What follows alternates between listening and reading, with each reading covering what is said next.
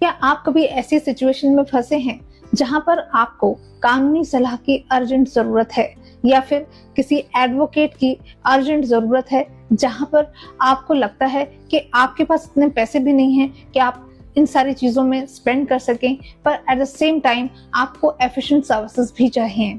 उसके लिए एक फोरम है जिसको हम कहते हैं DLSA यानी कि डिस्ट्रिक्ट लीगल सर्विसेज अथॉरिटीज, जो आपको free legal aid and advice provide करते हैं। DLSA एक ऐसा फोरम है जो कि गवर्नमेंट के द्वारा एस्टैब्लिश्ड है और इस फोरम का जो मकसद है वो ना सिर्फ लोगों को free legal aid and advice provide करवाना है, बल्कि टाइम टू टाइम लोक अदालत को भी कंडक्ट करवाना है, ताकि जो ऐसे मामले हैं जो सिंपल हैं, जहां पे कम वैल्यू इन्वॉल्व है, तो उनको टाइमली और जल्दी से उनको सेटल किया जा सके। और इसी तरीके से लीगल अवेयरनेस फैलाना भी इसका एक और मिशन है। ना ये लीगल सर्विसेज अथॉरिटीज जो हैं वो 4 लेवल्स पे डिवाइडेड हैं, डिपेंडिंग कि वो कौन से जुरिस्डिक्शन में आपका केस फॉल करता है। जैसे एक होता है नेशनल लेवल, दूसरा होता है स्टेट लेवल, तीसरा होता है डिस्ट्रिक्ट लेवल और चौथा होता है तालुक लेवल। यानी कि अगर नेशनल लेवल की बात करें तो नालसा यानी कि नेशनल लीगल सर्विसेज अथॉरिटीज, जहां पे सुप्रीम कोर्ट के लेवल पर केसेस डील किए जाते हैं। दूसरा होता है state level, for example state legal services authorities या फिर Delhi state legal services authorities DSLSA। इसी तरीके से जो तीसरा लेवल है वो है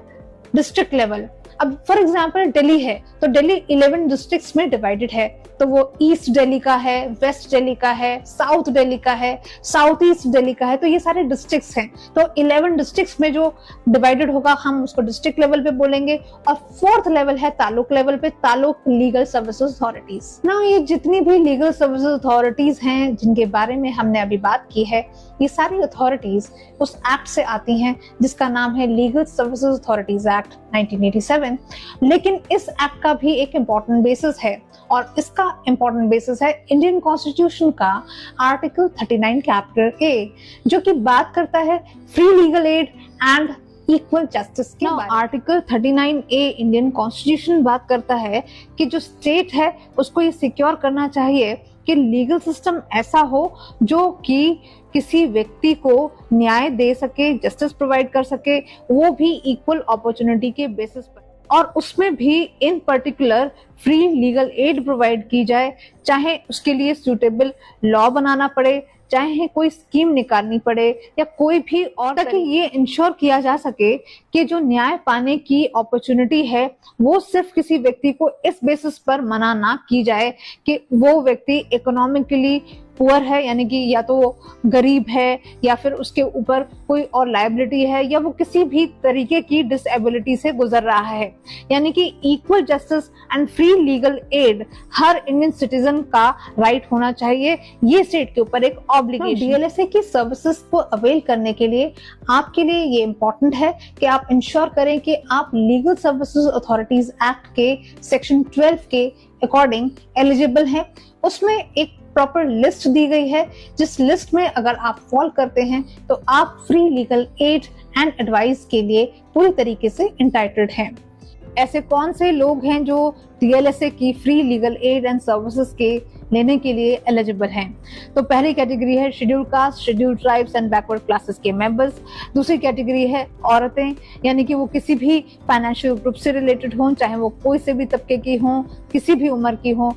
तीसरी कैटेगरी है बच्चों की, जहां पर बच्चे 18 साल से नीचे के हो या फिर कोई ऐसा बच्चा जिसके ऊपर गार्जियंस एंड वार्ड्स एक्ट लगता हो तो उसकी उम्र 21 ईयर से कम हो, या फिर कोई ऐसा व्यक्ति जो ह्यूमन ट्रैफिकिंग या फिर बेगर्स वो बेगर्स जो आर्टिकल 23 इंडियन कॉन्स्टिट्यूशन के हिसाब से प्रोहिबिटेड हैं, फोर्स्ड लेबर की कैटेगरी में आते हैं, या फिर कोई ऐसा व्यक्ति जो कस्टडी में है इमोरल ट्रैफिक प्रिवेंशन एक्ट 1956 के अंतर्गत, या फिर कोई ऐसा बच्चा जो कि juvenile justice care and protection of children act 2000 के हिसाब से किसी ऑब्जर्वेशन होम या फिर शेल्टर होम या फिर चिल्ड्रंस होम, इस तरीके के जो होम्स उस एक्ट में प्रोवाइड किए गए हैं उनमें फॉल करता है।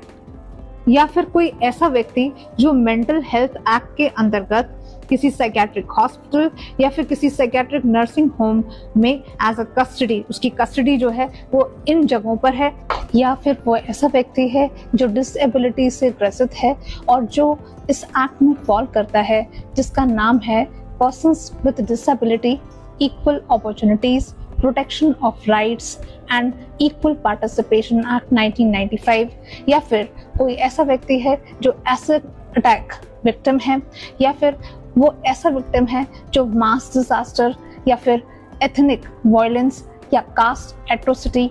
या ड्रॉट, फ्लड, अर्थक्वेक या फिर इंडस्ट्रियल डिजास्टर का विक्टिम है, या फिर कोई ऐसा व्यक्ति जो इंडस्ट्रियल वर्कमैन है, या फिर कोई ऐसा इंडियन सिटीजन जिसकी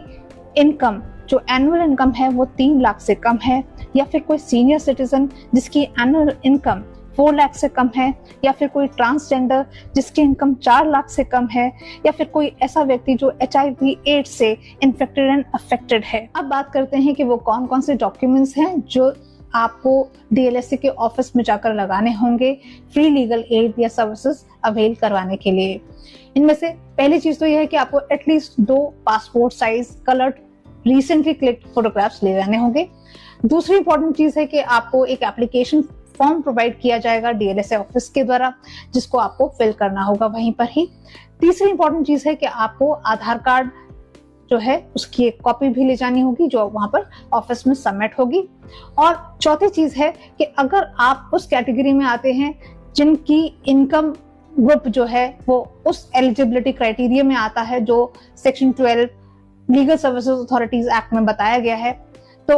उसका आपको एक एफिडेविट बनवाना पड़ेगा ये डिक्लेयर करवाते हुए कि आप की जो एनुअल इनकम है वो 3 लाख या फिर 4 लाख ऐसा केस में भी वो उससे नीचे है। आप जानते हैं कि DLSA की भी सर्विसेज कुछ केसेस में अवेलेबल नहीं होती हैं। ये वो केसेस होते हैं जो कि या तो malicious prosecution, defamation, contempt of court या परजुरी जैसे ऑफेंसेस जहां पर होते हैं, या जहां पर इलेक्शन से रिलेटेड प्रोसीडिंग्स होती हैं, या फिर जहां पर 50 रुपए से कम का फाइन होता है, या इसके अलावा वो ऑफेंसेस ऐसे होते हैं जो इकोनॉमिक ऑफेंसेस होते हैं जैसे मनी लॉन्ड्रिंग या फिर टैक्स इवेजन से रिलेटेड ऑफेंसेस होते हैं, या फिर जहां पे सोशल लॉज इन्वॉल्व होती हैं। यहाँ पर अगर आप एक्यूज हैं तो इन केसेस में आपको फ्री लीगल एड नहीं मिलेगी। और इसी तरीके से अगर आप उस केस में डायरेक्टली इंटरेस्टेड नहीं है और वो इफेक्ट नहीं करता है तब भी ये सर्विसेज आपको अवेलेबल नहीं। अब सवाल ये उठता है कि सपोज आपको DLSA से फ्री लीगल एड मिल गई, यानी कि आपको एक फ्री के एडवोकेट मिल गए जो आपके बिहाफ पे आपको रिप्रेजेंट कर रहे हैं, लीगली रिप्रेजेंट कर रहे हैं, तो उस केस में क्या ये जो फ्री लीगल एड आपको प्रोवाइड की गई है इसको विड्रॉ भी किया जा सकता है? जी हाँ, ऐसा तब हो सकता है कि जब एक व्यक्ति जो फ्री लीगल एड ले रहा है उस व्यक्ति ने किसी भी तरीके का मिसरिप्रेजेंटेशन या फिर फ्रॉड किया है, या फिर कोई ऐसे सर्कमस्टांसेस जहां पे वो पहले गरीब था, या कोई ऐसे सर्कमस्टांसेस हुए जो अब चेंज हो चुके हैं मटेरियल तरीके से, अब जहां पे उसको उस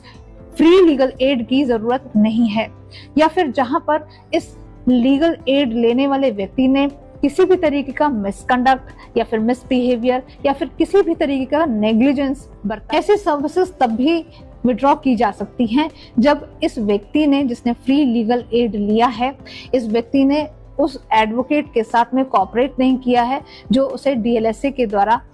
दिए गए हैं, या फिर ये व्यक्ति ऑल्टरनेटिवली किसी और लीगल प्रैक्टिशनर को भी एंगेज कर लेता है, या फिर ये व्यक्ति खुद एक्सपायर हो जाता है एक्सेप्ट सिविल केसेस में, या फिर इस व्यक्ति ने ऐसी प्रोसीडिंग्स चलाई हैं जो प्रोसेस ऑफ लॉ